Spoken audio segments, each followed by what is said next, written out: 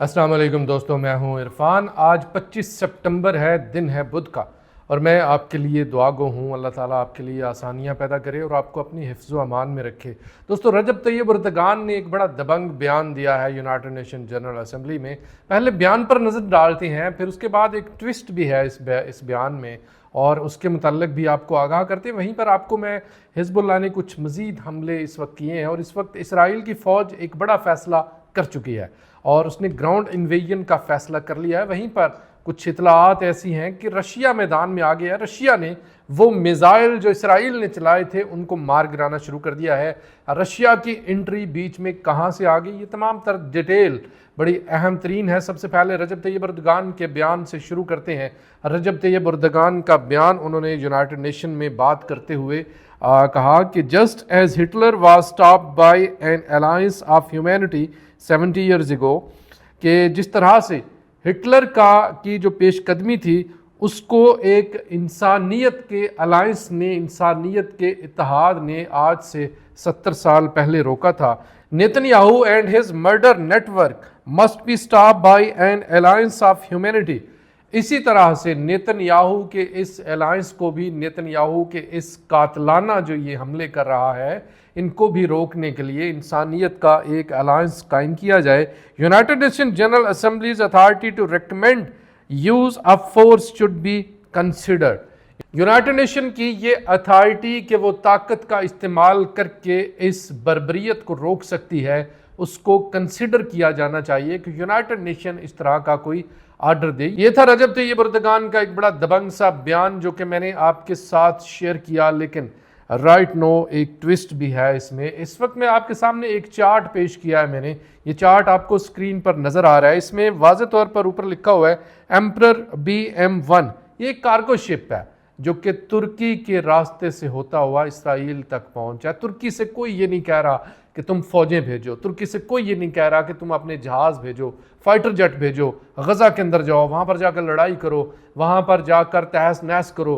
तुर्की से सिर्फ एक दरख्वास्त की जा रही है, और वो ये है कि वो ब्लॉकेड लगा दे। जिस तरह यमन की होतियों ने ब्लॉकेड लगाया हुआ है, इस तरह का एक ब्लॉकेड लगा दे, बजाय इस तरह के फैंसी किस्म के बयानात देने के जिनके अंदर कोई किसी किस्म की अमलियत नहीं है। इसमें ये सिर्फ बयानात है, और बयान देने में जो बाइडन भी पीछे नहीं है। पेजिशकन का बयान वो भी आपके साथ में शेयर करता हूँ। ईरान के जो सदर हैं, सदर पेजिशकन, यूनाइटेड नेशन को उन्होंने धो डाला है, और वाकईतन वो अमली तौर पर भी काम कर रहे हैं, वो मदद भी कर रहे हैं, वो सपोर्ट भी कर रहे हैं, इंसानियत की मदद कर रहे हैं। अब कुछ लम्हों के लिए भूल जाइए, अब बीच में कुछ जो मैं पोस्ट देखता हूँ, वो पोस्टें देखकर बड़ी तकलीफ होती है, जिसमें ये इजहार किया जाता है, जिसमें जो फिरका वारियत है उसको सामने लाकर और ईरान पर तनकीद की जाती है, और कहा जाता है कि जी देखें ये क्या कर रहा है, और दूसरे जो ममालिक हैं वो कुछ नहीं कर रहे। ठीक है, फैक्ट है, नो डाउट, लेकिन इसमें फिरका वारियत को लेकर ना आए, इंसानियत तक रहने दे। रूस मदद कर रहा है, रूस भी रूस की ताज़ा तरीन जो मैं अभी आपके साथ में शेयर करने वाला हूँ, रूस ने कुछ क्रूज मिसाइल और कुछ लॉन्ग रेंज मिसाइल बाकायदा से होथियों के हवाले कर दिए हैं। लास्ट वीडियो में मैंने आपको सिर्फ एक हथियार का बताया था, लेकिन इस वक्त तो एक लंबी चौड़ी लिस्ट है जिसमें लॉन्ग रेंज बैलिस्टिक मिसाइल इस वक्त यमन के होथियों के हाथ दे दिए गए हैं, और बाकायदा से उनको कहा, अब उनको इजाज़त की ज़रूरत नहीं है, रूस उनको इजाज़त दे या ना दे इससे कोई फ़र्क नहीं पड़ता, क्योंकि अमेरिका जो है उसने वेपनाइज किया रूस के दुश्मनों को। अब रूस उसका बदला ले रहा है वेपनाइज करके अमेरिका के दुश्मनों को।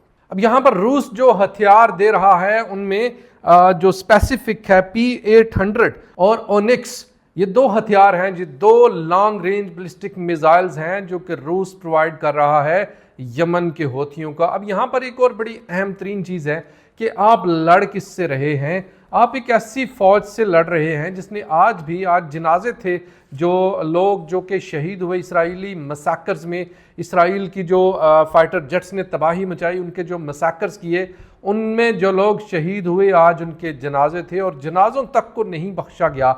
जनाजों के ऊपर भी एयर स्ट्राइक्स की गई हैं। मज़ीद कुछ एयर स्ट्राइक्स इसराइल की जानिब से जो की गई हैं उनकी डिटेल भी आपके साथ में शेयर करता हूँ। इनमें बिन्त जबील का इलाका है, इनाथा है, यहाँ पर बहुत बड़े पैमाने पर तबाही फैलाई गई है। बैत यहून है, इसके अलावा कोनेन का इलाका है जहाँ पर इसराइली हमले हुए। इसके अलावा बिका वैली जो है उसको निशाना बनाया जा रहा है इसराइल की तरफ से। उस वक्त जो फैसला किया गया है وہ ایک بہت بڑا فیصلہ ہے۔ اس میں واضح رہے کہ غزہ میں جو گراؤنڈ انویژن کا فیصلہ کیا گیا تھا وہ بڑے عرصے کے بعد کیا گیا تھا، کافی دنوں کی لگاتار لڑائی کے بعد بالآخر فیصلہ کیا گیا تھا کہ گراؤنڈ انویژن کر لیا جائے۔ بہت تباہی مچا لی فائٹر جیٹس نے، اور اب یہ فیصلہ کر چکی ہے اسرائیل کی فوج کہ اب لبنان کے اندر انویژن ہم کرنے والے ہیں۔ اس حوالے سے جو ریزرو بریگیڈ ہے اس کو کال کر لیا گیا ہے، کیونکہ اب جو ریگولر فوج ہے اس کی تعداد اتنی کم ہو چکی ہے کہ ریگولر فوج سے گزارا نہیں ہوگا۔ اب وہاں پر بلائی گئی ہے ریزرو بریگیڈ، اور ایک نہیں دو ریزرو بریگیڈ جو ہیں ان کو کال کر لیا گیا ہے۔ گراؤنڈ انویژن کی مکمل تیاری کر لی گئی ہے۔ بھاری مشینری جس میں بلڈوزرز ہیں، ٹینکس ہیں، یہ سارے کے سارے وہاں پر پہلے سے پہنچا دیے گئے ہیں، اور 2 انفینٹری جو ریزرو بریگیڈز ہیں ان کو بھی کال کر لیا گیا۔ مزید 5000 فوجی ہوتے ہیں ہر ایک میں، یعنی 10,000 ٹوٹل جو بریگیڈز ہے اس کو ریزرو کے طور پر رکھا گیا ہے۔ اب اسی کے دوران جو حزب اللہ ہے وہ بھی خاموش نہیں ہے، حزب اللہ کے حملے جو ہیں وہ بھی جاری ہیں۔ حزب اللہ نے تازہ ترین جو حملے کیے ہیں وہ حائفہ شہر کو ایک بار پھر سے نشانہ بنایا ہے۔ حائفہ شہر کے اوپر ایک بار پھر سے، حائفہ شہر اس لیے بار بار نشانہ بن رہا ہے کیونکہ حائفہ کے اندر اسلحہ فیکٹریاں ہیں۔ حائفہ جو ہے یہ اکنامک جو ایکٹیویٹی ہے اس کا مرکز ہے، اس لیے حائفہ کو بار بار حملوں کا نشانہ بنایا جا رہا ہے۔ وہیں پر ایک اور جو کام کیا جا رہا ہے، رمن ڈیوڈ ایئر بیس جو ہے، جو ناردرن ایریا میں ایک پرومیننٹ ایئر بیس ہے، اس کو نشانہ بنایا جاتا ہے بار بار، کیونکہ وہاں سے اڑان بھری جاتی ہے، وہاں سے جو فائٹر جیٹس ہیں وہ اڑان بھرتے ہیں۔ اب جو اطلاعات سننے میں آ رہی ہیں کہ حزب اللہ ایک اور حملے کی تیاری کر رہا ہے، اور یہ حملہ سائپرس کے اوپر کرنے کی تیاری ہے، کیونکہ سائپرس جو ہے وہ اپنا تمام تر جو بیسز ہیں وہ مہیا کر رہی ہے، اور حزب اللہ نے بڑا عرصہ پہلے یہ اعلان کیا تھا، اس نے کہا تھا کہ نہیں، سائپرس اگر بیچ میں آیا، سائپرس نے اگر ایئر سپیس دی تو ہم سائپرس جو ہے اس کو بھی نہیں بخشیں گے۔ اور اس وقت جو تازہ ترین صورتحال ہے، اسرائیل میں ایک بار پھر سے ایمرجنسی ڈکلیئر کر دی گئی ہے۔ اس سے پہلے بھی ایمرجنسی ڈکلیئر کی گئی تھی لیکن اس کا دائرہ کار تھوڑا سا کم تھا، اب ایک وسیع دائرہ کار کے ساتھ ایمرجنسی ڈکلیئر کر دی گئی ہے، اور بڑے ہی دھواں دھار طریقے سے منجی ٹھوکی گئی ہے یونائٹڈ نیشن کی، اور یونائٹڈ نیشن کے اوپر اس کے اندر بیٹھ کر جو پزیشن ہے، جو ایران کے صدر ہیں، انہوں نے بڑے تابڑ توڑ حملے کیے ہیں، بڑے جسے کہتے ہیں بھگو کر مارنا۔ یونائٹڈ نیشن کے پاس ان کی کسی بات کا کوئی جواب نہیں تھا۔ پزیشن کا کہنا ہے، in my meeting with secretary general of the United Nation, United Nation کے ساتھ جو میری میٹنگ ہوئی ہے اس میں نے کہا، I said that the inaction of the United Nations against the crimes of occupying regime is senseless and incomprehensible۔ انہوں نے کہا کہ یونائٹڈ نیشن جو اقدامات کر رہا ہے اس مجرمانہ اس رجیم کے خلاف، وہ قطعاً بالکل سینس لیس ہیں، قطعاً ناکافی ہیں۔ I expressed my deep concern about the spread of the conflict in the entire Middle East۔ میں نے اس خدشے کا اظہار کیا ہے کہ یہ کنفلکٹ پورے مڈل ایسٹ میں پھیل سکتا ہے اور پھیلتا جا رہا ہے۔ And I heard that 200 United Nations troops have been killed by the Zionists in Gaza۔ اور میں نے سنا ہے، اور یہ بات حقیقت بھی ہے، more than 200 جو یونائٹڈ نیشن کے جو اہلکار ہیں ان کو غزہ کے اندر مار دیا گیا ہے۔ مزید کہتے ہیں کہ the silence of the world, especially the western countries, in front of death of 41,000 innocent people in Gaza is incomprehensible۔ اور اس پہ مزید کہتے ہیں کہ خاموشی، دنیا کی خاموشی، اور خاص کر مغربی جو ممالک ہیں ان کی خاموشی یہ سمجھ سے باہر ہے کہ 41,000 لوگ غزہ کے اندر شہید ہو گئے ہیں۔ اس کے اوپر جتنا ایکشن ہونا چاہیے تھا وہ بالکل بھی نہیں کیا جا سکا۔ The Islamic world will not allow them to turn Lebanon into another Gaza۔ Islamic world جو ہے یہ لبنان کو ایک اور غزہ میں تبدیل نہیں ہونے دے گی ہرگز۔ دوستو اس کے علاوہ بھی بڑی اہم ترین ملاقاتیں ہوئیں صدر پزیشکن کی، وہاں پر جو اٹلی کے فارن منسٹر ہیں ان سے ملاقات کی گئی۔ اس کے علاوہ دیگر جو اہم رہنما ہیں دنیا بھر کے ان کے ساتھ وہاں پر ملاقاتیں ہوئیں، اور مزید اس میں کہا گیا کہ اس جارحیت کو، اس بربریت کو فوری طور پر روکا جانا چاہیے۔ اب یہاں پر جو حالات ہیں وہ صرف لبنان کے ہی خراب نہیں ہے، وہاں پر میں اگر آپ کے ساتھ اسرائیل کی اس وقت کی تازہ ترین جو صورتحال آپ کے ساتھ میں شیئر کروں تو وہاں پر جو لوگوں میں اس قدر خوف پایا جاتا ہے کہ جو رپورٹیں آ رہی ہیں، ایک رپورٹ کے مطابق نارتھ میں جو سائیکولوجیکل مدد لینے والوں کی تعداد ہے اس میں 30% تک اضافہ ہو چکا ہے۔ ان کو دن میں کئی بار پینک اٹیکس ہوتے ہیں اور یہ چیز ان کا بار بار حوصلہ پست کر رہی ہے، اور اس کے علاوہ دوستوں آپ کے ساتھ میں شیئر کروں گا کہ اس اہم موقع پر حسن نصراللہ کی طرف سے ایک اہم ترین بیان آ گیا ہے۔ انہوں نے کہا ہے اگر اسرائیل اس دھوکے میں مبتلا ہے کہ وہ حملہ کر کے نکل جائے گا اور تباہی اور بربادی پھیلا کر لبنان سے نکل جائے گا تو وہ سن لے کہ ہم کسی بھی صورت جب تک اسرائیل کا مکمل خاتمہ نہیں ہو جاتا ہم اسرائیل کے خلاف اس جنگ کو ہم بالکل نہیں روکیں گے۔ اور مزید اب یہاں پر بائیڈن کی بھی سن لیں، جو بائیڈن کا بیان کیا ہے اور جو بائیڈن کس طرح سے چیزوں کو لے کر چل رہا ہے، امریکہ کے جو اقدامات ہیں وہ کیا ہیں۔ جو بائیڈن کہتا ہے کہ وقت آ گیا ہے، یہ یونائٹڈ نیشن کی بات کر رہا ہوں، یونائٹڈ نیشن کی جنرل اسمبلی سے خطاب کرتے ہوئے جو بائیڈن کہہ رہا ہے کہ وقت آ گیا ہے کہ اسرائیل کی غزہ پر جنگ ختم ہو اور فل سکیل وار کسی کے فائدے میں نہیں ہے۔ ابھی آگے چل کر جو اقدامات اس نے کیے ہیں ان کو پہلے سن لیں، پھر آپ اس کے جو بیانات ہیں پھر آپ اس کو دوبارہ سن لیجئے گا۔ یہ یونائٹڈ نیشن کا جو جنرل اسمبلی کا فائنل ایڈریس تھا، فائنل خطاب تھا، یہ جو بائیڈن کی طرف سے تھا۔ اس میں جو سب سے امپارٹنٹ ترین جو اس وقت ڈیولپمنٹ ہے وہ میں آپ کو بتا ہی چکا ہوں کہ ٹروپس بھیجے گئے ہیں جو امریکہ کے فوجی ہیں، ان کو لڑنے کے لیے، ان کو انویڈ کرنے کے لیے لبنان کے اندر بھیجا گیا ہے۔ ایک تو یہ کام ہو گیا جو بائیڈن جہاں پر کہہ رہا ہے کہ نہیں جی ایک جنگ بندی ہو جانی چاہیے، سیز فائر ہو جانا چاہیے، تو وہاں پر ٹروپس پھر کیوں بھیجے؟ ٹروپس بھیجنے کے ساتھ ساتھ صرف ٹروپس نہیں بھیجے، وہاں پر اور بھی بڑا کچھ کیا گیا۔